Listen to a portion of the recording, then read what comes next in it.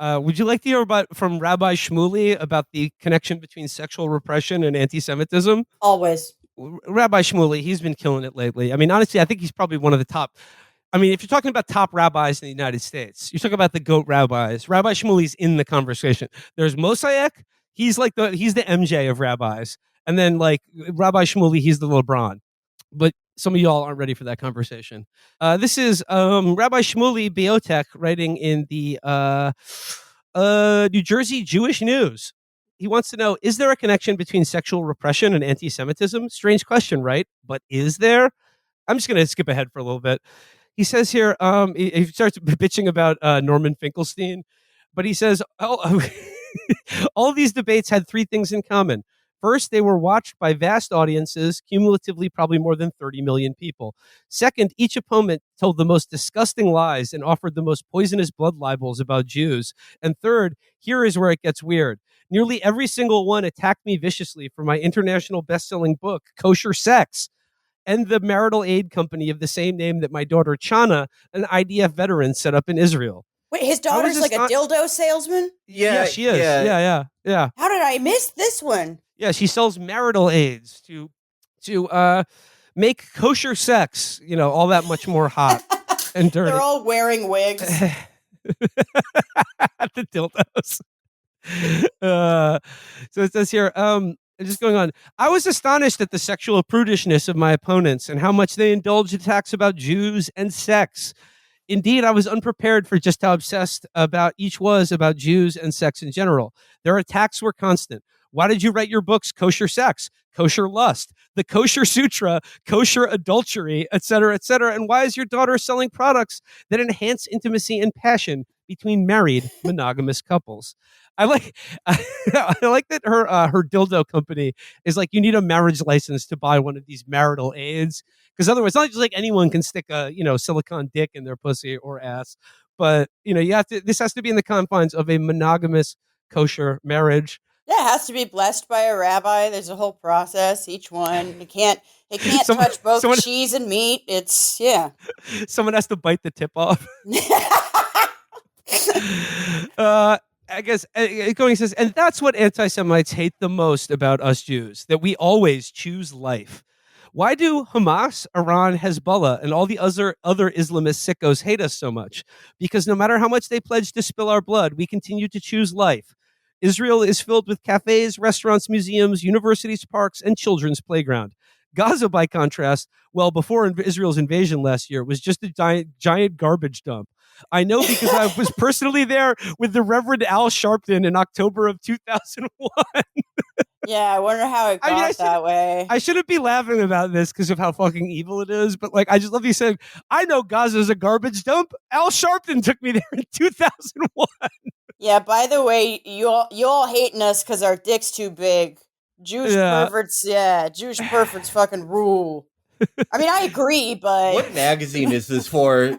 This is for the Jewish Times of New Jersey. The Jewish Rapist. The new quarterly from Condé Nast. Jewish worker. Jewish rapist. It just, like... It would already be bad enough if, like, the article was just, like... I invented having sex for 9 hours while my daughter designs a butt plug using a paper mache thing of my asshole. But like, I need that Shmuley flashlight. Add on top of that, did you know Israel has Starbucks? We have Build-A-Bear, and that's why they hate us. He has a literary lazy eye.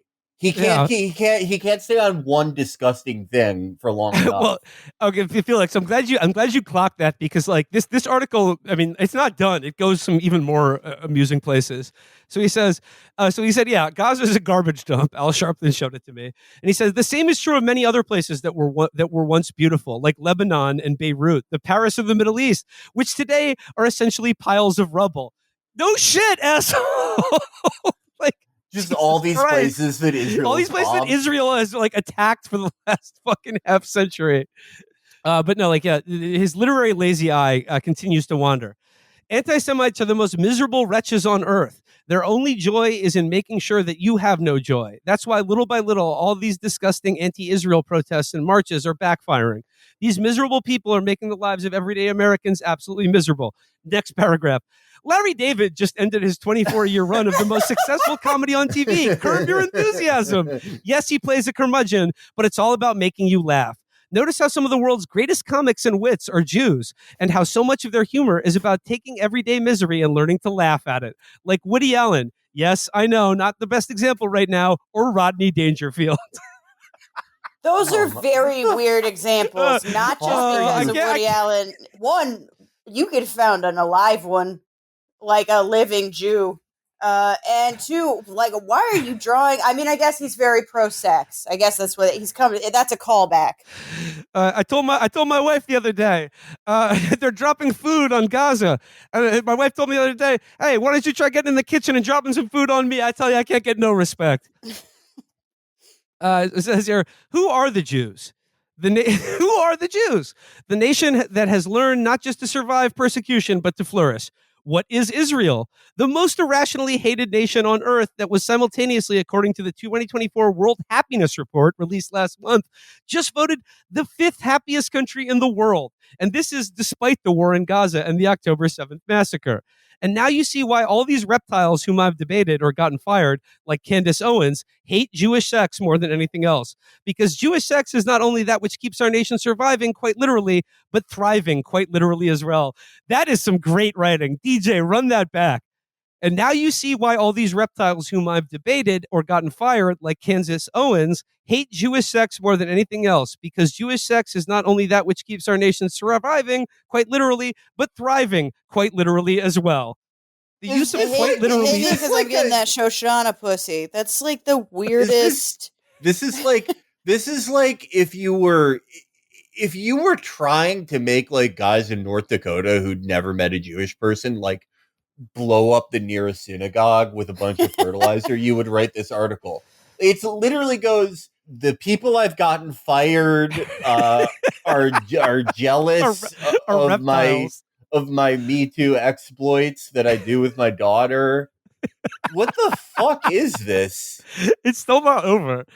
It says here, Judaism is the only religion on earth that says that sex is not just for procreation, surviving, but for intimacy, thriving. As the book of Genesis says, 2:24, therefore shall a man leave his father and his mother, he shall cleave unto his wife, and they shall become one flesh. Oh, fucking love getting cleaved. Yeah, it's the only religion where people have families. And no other religion like tells you to have a family. He's right. And that's why so many anti-Semites attack my book, Kosher Sex, and my daughter Chana's company of the same name. Because both are clear distillation of that most essential of ideas, that Judaism wants us to celebrate life, that Judaism doesn't believe that men and women marry primarily to have children, but to feel alive in each other's companies and to make love. And that life is meant to be lived at the mountain summit and not just in the deep, dark valleys.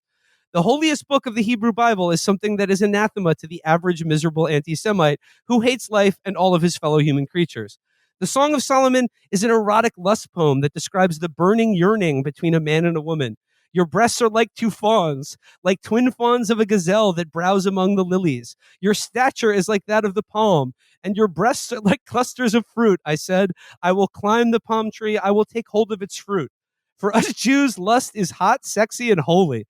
The 10th commandment is clear. Thou shalt not covet thy neighbor's wife, which means, by direct implication, you ought to be coveting your own.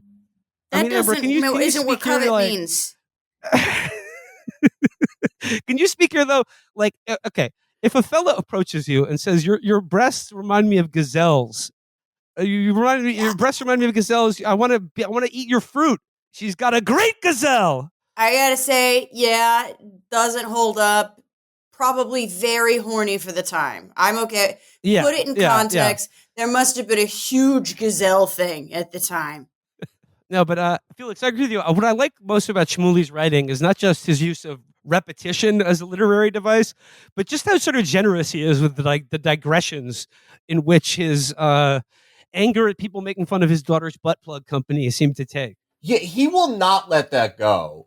He that is probably the most consistent theme in all of this. That like he debated 3 or 4 people who are like, "Hey, how come you make fuck swings with your daughter? Like, why did you do that?" I mean, she probably like doesn't want this heat either. She's probably just like, Dad, shut the fuck up, please. Actually, This is Amber, not I've the seen her image I post. want for. She's into it. No, she's into it, and the only thing she's not into is having black Jews in Israel. That's one thing she's totally opposed to. If you Woo! So yeah, Judaism is the only religion that is make sure that sex is about having a good time, not just having children, and that's why everyone who opposes Israel should be killed. We need to call in the National Guard to stop the occupations of the butt plug factory. This is like way more egregious than when Israelis act like they invented irrigation. Yeah, like that's bad enough. We invented the nooner. Yeah, Afternoon Delight is an ancient Jewish hymn.